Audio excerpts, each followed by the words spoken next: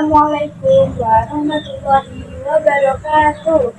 Shalom, Om Swastiastu, Namo Buddhaya, dan salam kebajikan bagi kita semua.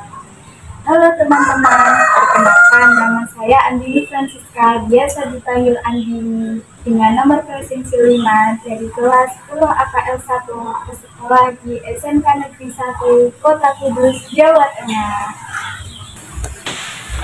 Pada kesempatan kali ini, saya akan menyampaikan reaksi saya terhadap video bertema Dinamika Pancasila. Berikut videonya. Tentu banyak dinamika yang terjadi pada saat itu.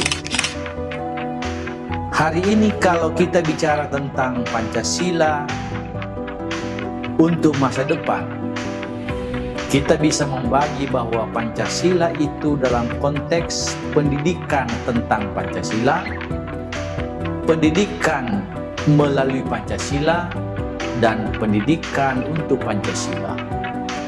Kalau kita bicara tentang pendidikan tentang Pancasila, itu berarti bahwa kita akan berbicara tentang pengertian.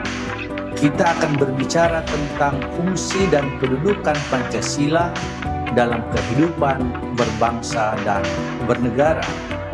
Kalau kita bicara tentang pendidikan melalui Pancasila, maka kita akan bicara tentang isi Pancasila yang di dalamnya ada nilai-nilai yang kemudian tertransformasi ke dalam norma sosial dan norma kehidupan berbangsa dan bernegara.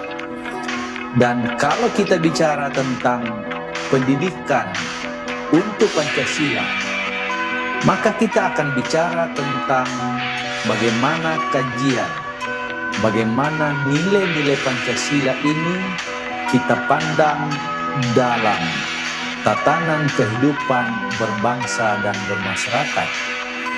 Oleh banyak ahli dikemukakan bahwa kalau kita bicara tentang Pancasila, bicara tentang melalui Pancasila, bicara tentang pendidikan untuk Pancasila, maka kita bicara tentang knowing Pancasila, kita bicara tentang doing Pancasila, dan kita bicara tentang building Pancasila.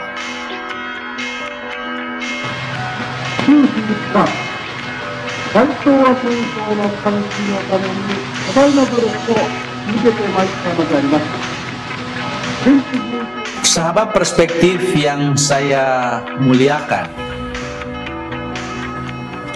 dinamika Pancasila dalam kehidupan kebangsaan Indonesia itu berarti bahwa kita memperbincangkan tentang sejarah. Setelah menonton video tersebut, saya merasa penjelasannya sangat lengkap dan runtut.